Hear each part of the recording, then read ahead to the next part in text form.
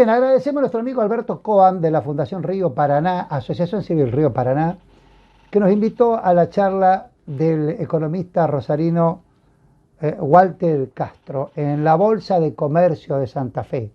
Y ahí nosotros conversábamos precisamente con Walter Castro, economista y también periodista. De nada muy distinto de lo que ya estamos viendo, o sea, estamos viendo un frente de tormenta dentro del frente de todos, y al fin de cuentas es razonable que se vuelen algunas chapas, ¿no? Digo, el presidente tiene un equipo muy chiquito, Guzmán, Cafiero, Vélez, Todesca, Culfas, pero no mucho más que eso, ¿no? Y ya la vicepresidenta manifestó que el rumbo no le gusta. Bueno, está claro que ha decidido pasar a la oposición dentro del mismo frente electoral. Bueno, la convivencia va a ser difícil y seguramente va a haber muchos otros rozamientos y muchas otras dificultades para el frente de todo y para nosotros, porque tener un gobierno en esa condición, bueno, no genera ninguna tranquilidad ni tampoco ningún horizonte de hacia dónde estamos yendo, ¿no? Claro, muchos creen que más allá de la emisión de moneda, esta es una de las principales causas de la inflación, la incertidumbre, el no saber hacia dónde va el gobierno y, ¿por qué no?, ya el descreimiento hacia el gobierno. Sí, yo creo que hay un descreimiento hacia el gobierno y también me animo a decir que hacia la política en general, ¿no? A la oposición también. Si uno presta un poco de atención, es curioso que Cristina un poco sea opositora de Alberto, ¿no? Ella lo eligió. Pero si vos mirás la oposición del otro lado, a mí me da la impresión de que Macri es más opositor de Cristina que de Alberto. Y dentro de Juntos por el Cambio, si me preguntás por el rol de Larreta o los radicales, son más opositores de Macri que de otra cosa. Entonces, es que parece un país que tiene muchos pedacitos de oposición. Cristina de Alberto, Macri de Cristina, Larreta y los radicales de Macri, Milei de todos y por ahí la izquierda más radical también, ¿no? Más radicalizada. Entonces digo, tenemos un mosaico donde está muy difícil imaginarse cómo va a ser el futuro de las coaliciones políticas. Entonces el gobierno genera desconcierto, pero la oposición hasta ahora tampoco da ninguna lumbre de para dónde va a ser el rumbo. Entonces eso sí, es muy difícil imaginarse con este contexto de gobierno y de oposición una discusión pública concentrada en los temas importantes de la Argentina y un plan económico que te diga, mira, estamos yendo para allá. Entonces vamos capeando esto un poco del mismo modo que llevó el gobierno adelante la pandemia, un poco a los tumbos, ¿no? Ahora, a veces pasa, que cuando tenés una inflación que ya está marcada o sostenida, a veces el gobierno emite, pero es mucho más el descrédito de la gente por la moneda que el efecto de la emisión de moneda. Eso se llama caída de la demanda de moneda.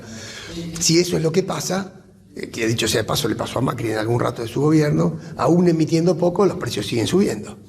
Y entonces ahí empiezan a galopar y ahí tenés un problema, porque si los precios suben más rápido de lo que emitís inclusive, vas a tener además del aumento de los precios un estancamiento.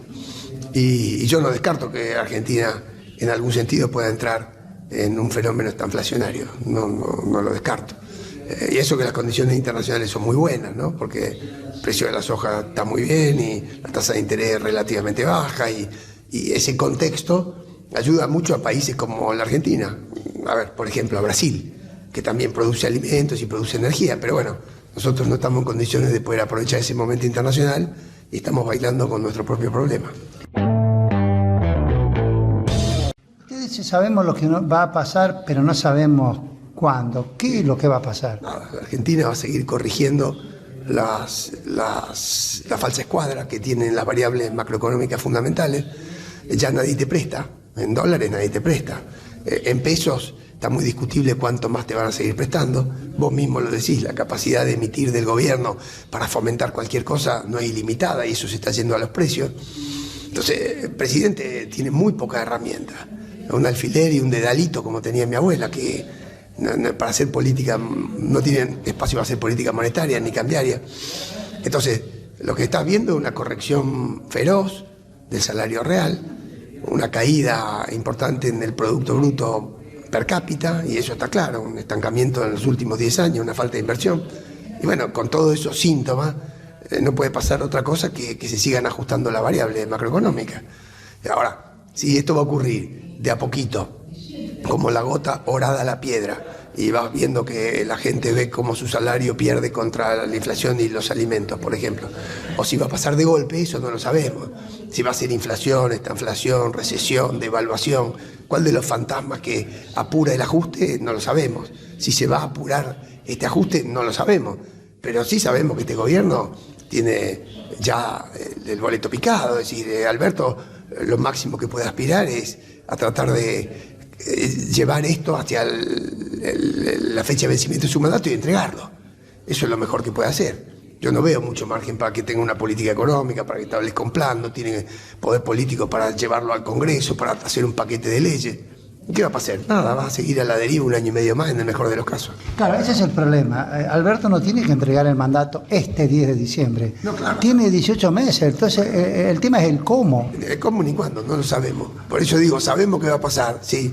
La Argentina va a seguir corrigiendo los números, está reconociendo la pobreza que tiene, vivió de prestado muchos años, tiene muchos años de falta de inversión, tiene muy bajo nivel de productividad y de competitividad, tiene además maniatado todo el sector externo, porque el control de cambio evita que vos exportes más de lo que mejor hacés, que la soja, el trigo, la carne. Bueno, también el precio regulado de la energía hace que no puedas sacar el gas de vaca muerta.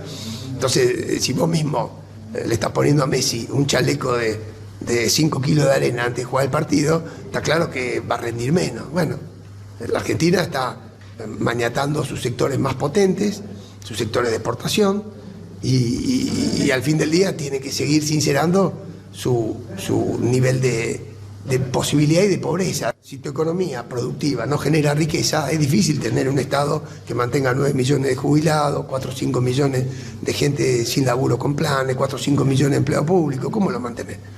Entonces, lo que estamos reconociendo es esa caída fuerte en la producción, esa falta de productividad y un montón de gente que está fuera del sistema que no es fácil meterla adentro. Bueno, ¿cómo se llama eso? Se llama ajuste.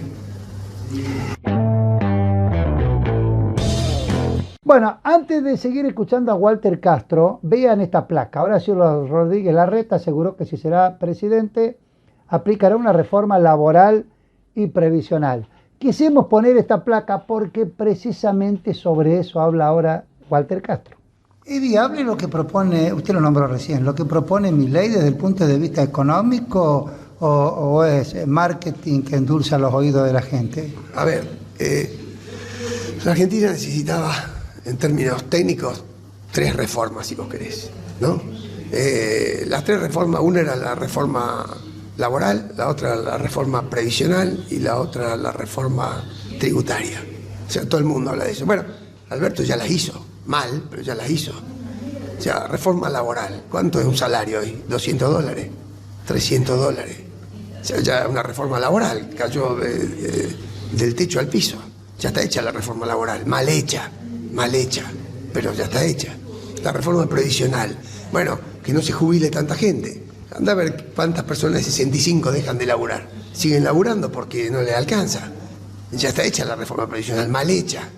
La reforma tributaria no bajó los impuestos, pero la cantidad de economía negra que hay, de gente que se salió del pago de impuestos, ya está hecha la reforma, mal hecha. No quiero decir, lo que vos no haces bien, después, en el fondo, el mercado te ajusta. O sea, la economía es una ciencia triste, o sea, la ciencia que hace la cuenta, vos no podés hacer lo que te da la gana. Entonces hay una cosa que se llama escasez, y si bien sería lindo que sobraran los recursos para repartirlos, si vos no producís más, si no ahorrás, si no invertís, no hay modo de que te vaya mejor.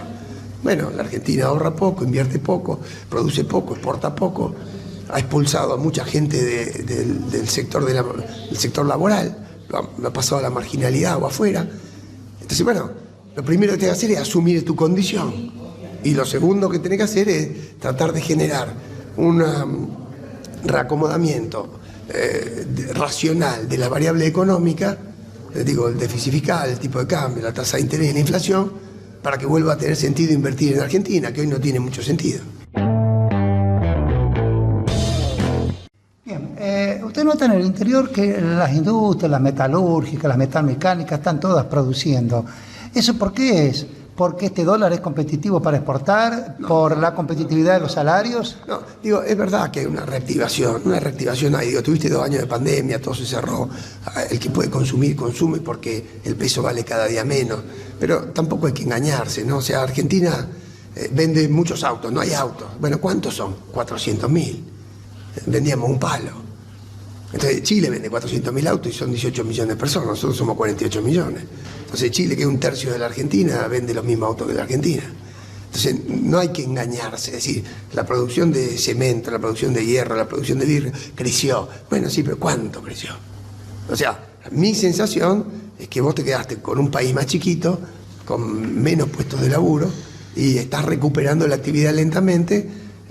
Entonces tenés que, las empresas en vez de aumentar la producción han subido fuertemente los precios y producen poco. Entonces alguna gente escapándose del peso se va al dólar, trató de mejorar la casita, compra, qué sé yo, ventana de aluminio o compra vidrio, no hay. ¿Por qué? Porque es muy chiquito, porque te quedaste sin stocks en la pandemia. Pero tampoco creas que la Argentina está volando, no es cierto, no está volando. Se está reacomodando un poco después de 2 años pésimos. Si estuviera volando, estaríamos buscando gente para puestos de trabajo todos los días, y eso nos parece estar pasando. Y las metalmecánicas vinculadas con el sector agropecuario. Sí, y si vos tuvieras agro, ¿qué haces?